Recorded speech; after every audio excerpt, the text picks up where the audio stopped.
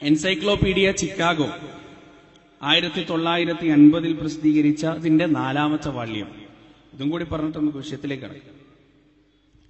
അതില് 2 പാരഗ്രാഫ് അത് പരലോകത്തെക്കുറിച്ചുള്ളതാണ്. അതായത് all the materials in the universe will explode again in another big bang, resulting in the new phase of universe resembling the present one.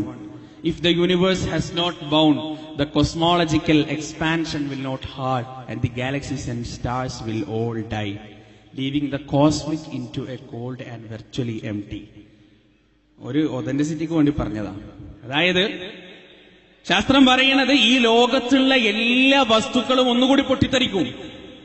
ആ പൊട്ടിത്തെറി എന്തിലാണ് കലാശിക്കുക? ഈ ലോകം തീരും, ഈ പ്രപഞ്ചം അവസാനിക്കും. ആ പൊട്ടിത്തെറിയുടെ ഫലമായി resulting the new phase of universe resembling the present one.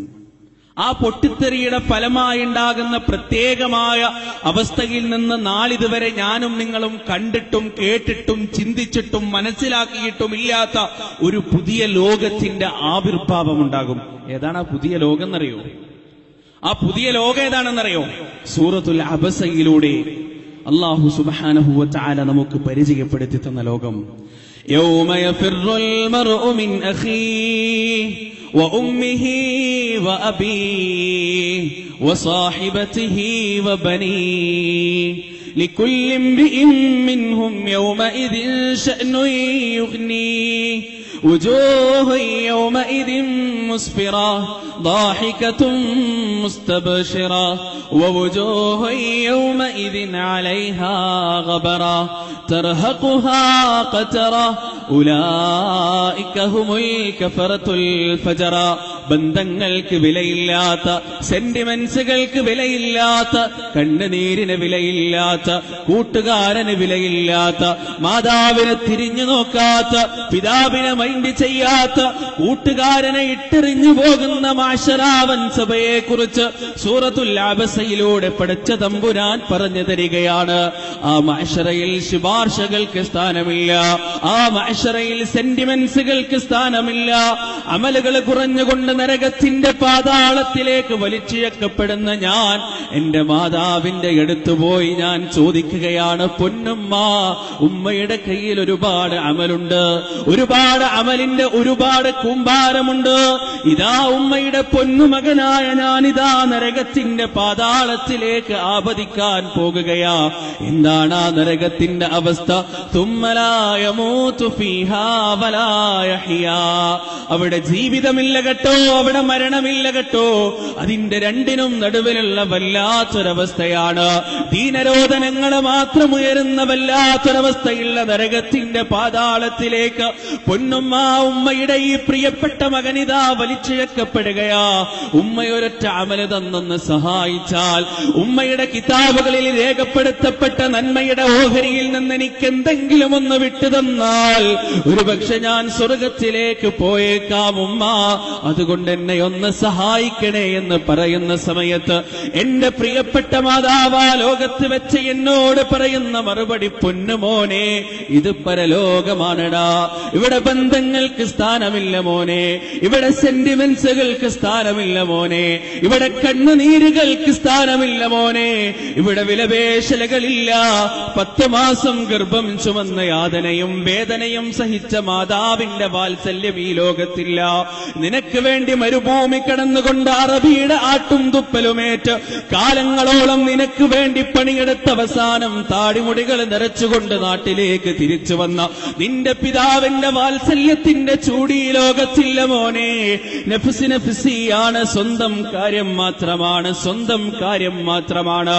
നീ നിന്റെ വഴിക്ക് പോകൂ, ഞാൻ എന്റെ വഴിക്ക് പോയിക്കോളാമെന്ന് പറഞ്ഞുകൊണ്ട് നരകത്തിലേക്ക് വലിച്ചിഴക്കപ്പെടുന്ന എന്റെ മുഖത്ത് നോക്കി എന്റെ ആട്ടിപ്പറഞ്ഞയച്ചുകൊണ്ട് പ്രിയപ്പെട്ട മാതാവ് നടന്നകന്നു പോകുന്ന വല്ലാത്തൊരു ലോകത്തെക്കുറിച്ച് ഖുർആൻ ഒരുപാട് സ്ഥലങ്ങളിൽ നമുക്ക് പഠിപ്പിച്ചു തന്നു. യൗമ യഫിറുൽ മർഉ മിൻ അഖീ وأمه وأبيه وصاحبته وبنيه. സ്വന്തം ഭാര്യയിൽ നിന്ന്, ഭർത്താവിൽ നിന്ന്, മക്കളിൽ നിന്ന്, സഹോദരന്മാരിൽ നിന്ന്, ഉമ്മയിൽ നിന്ന്, വാപ്പയിൽ നിന്ന് മർത്യനോടിയകലുന്ന വല്ലാത്തൊരു ദിവസം. ആ ദിവസത്തിൽ രണ്ട് മുഖങ്ങളെ കുറിച്ച് പടച്ച തമ്പുരാൻ പരിചയപ്പെടുത്തുന്നു. വുജൂഹു യൗമഇദിൻ മുസ്ഫിറാ ളാഹികതുൻ മുസ്തബ്ശിറാ വവുജൂഹു യൗമഇദിൻ അലൈഹാ ഗബറാ തർഹഖുഹാ ഖതറാ ഉലൈക ഹുമുൽ കഫറത്തുൽ ഫജറാ.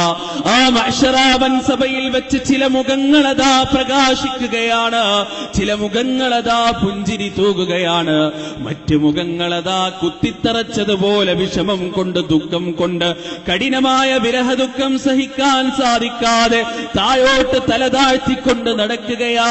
ഉലൈക ഹുമുൽ കഫറത്തുൽ ഫജറാ. ഈ ഭൂമിക്ക് മുകളിലൂടെ സ്വന്തം ആത്മാവിനെ കളങ്കപ്പെടുത്തിക്കൊണ്ട് നടന്ന മനുഷ്യരാണവര്. എൻസൈക്ലോപീഡിയ ചിക്കാഗോ പറഞ്ഞു തന്ന ആ ഒരു ദിവസം ഖുർആൻ വിവരിച്ചതാണ്. കണ്ടോ,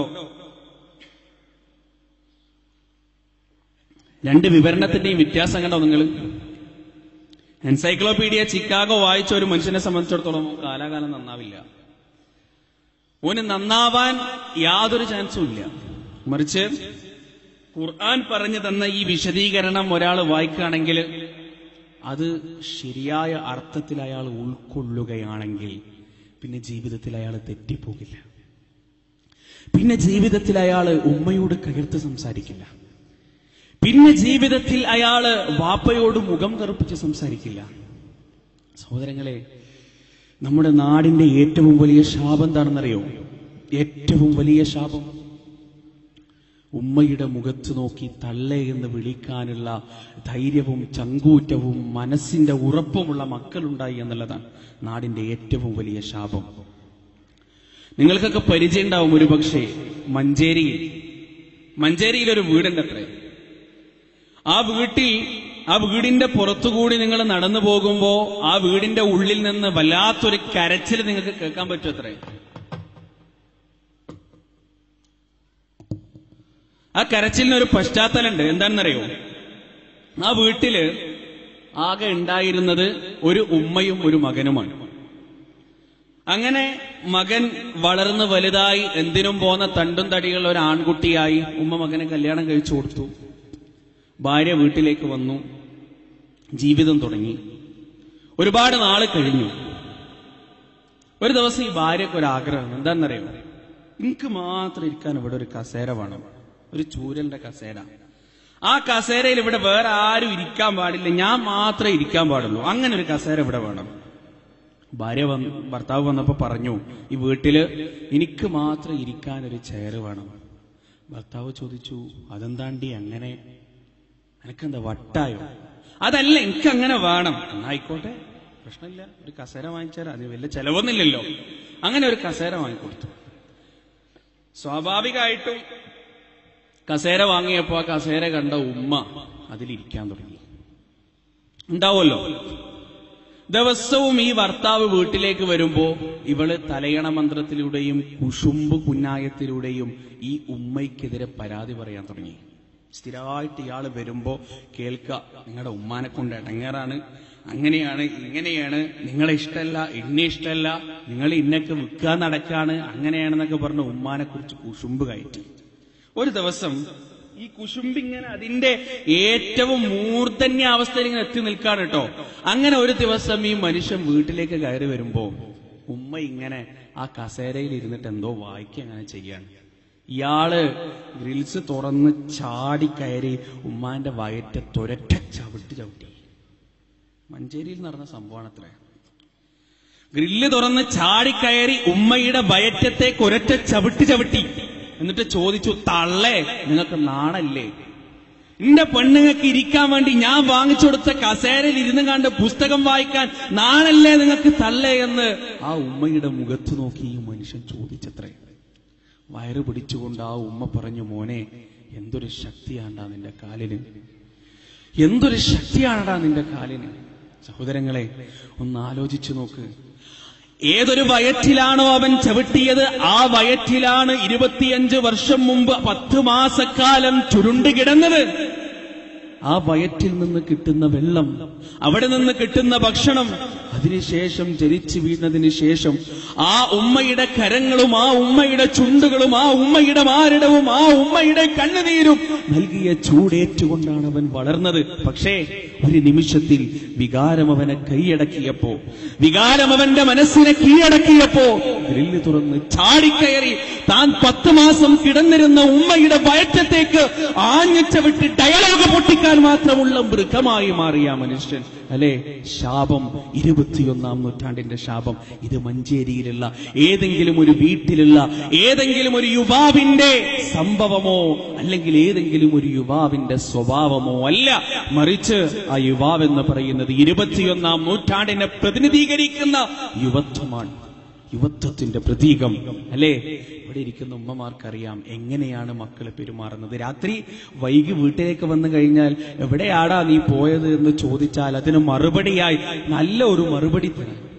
ഉമ്മ, എനിക്ക് ഇന്നതൊക്കെ ആവശ്യമുണ്ടായിരുന്നു, ഇന്ന കാര്യങ്ങളൊക്കെ ചെയ്തു തീർക്കണ്ടായിരുന്നു, അതുകൊണ്ടാണ് ഞാൻ താമസിച്ചത് എന്ന് പറയാറുള്ള മക്കൾ വളരെ അപൂർവമായി മാറിയിരിക്കുന്നു. പിന്നെ നിനക്കെന്താ, ഞാൻ എവിടെങ്കിലും പോയാൽ എപ്പോഴും മനുഷ്യൻ വീട്ടിലേക്ക് കയറി വരുമ്പോ തുടങ്ങിക്കോളൂ തള്ള, എവിടെങ്കിലും പോയി കിടന്ന് ഉറങ്ങിക്കോണ്ടി എന്ന് പറയുന്ന മക്കൾ ഭൂരിപക്ഷമാണ് ഇന്ന് സമുദായത്തിൽ, ഭൂരിപക്ഷം. നഅൂദുബില്ലാ, അല്ലാഹു സുബ്ഹാനഹു വ തആല നമ്മെ കാത്തുരക്ഷിക്കട്ടെ സഹോദരങ്ങളെ. അതാണ് ഏറ്റവും വലിയ ദുരന്തം. ഇന്നാ മനുഷ്യൻ കിടന്ന് അനുഭവിക്കുകയാണ്. അല്ലേ, മാതാപിതാക്കളോടുള്ള അക്രമത്തിന്റെ ശിക്ഷയുടെ ജീവിക്കുന്ന തെളിവായി മഞ്ചേരി പ്രദേശത്ത് ഇന്നും ആ മനുഷ്യൻ ജീവിക്കുന്നു. എനിക്ക് ആ മനുഷ്യന്റെ വീടറിയില്ല, വ്യക്തിപരമായി അറിയില്ല, പക്ഷേ ആളുകൾ പറഞ്ഞ് ഞാൻ കേട്ടിട്ടുണ്ട്. കുറച്ച് ദിവസങ്ങൾക്ക് ശേഷം അദ്ദേഹത്തിന്റെ നഖം വെട്ടുന്ന സമയത്ത് കുറച്ചൊന്ന് കയറ്റി വെട്ടിപ്പോയി. അതൊരു പഴുപ്പായി. ആദ്യം മുട്ടിന്റെ താഴെ നിന്ന് മുറിച്ചു കളയേണ്ടി വന്നു, പിന്നെ തൊടന്റെ അവിടുന്ന് മുറിച്ചു കളയേണ്ടി വന്നു, ഡയഫ്രം വരെ പഴുപ്പെത്തി. അതിന്റെ മുകളിലോട്ട് മുറിച്ചു കളഞ്ഞാലും മനുഷ്യൻ മരിച്ചു.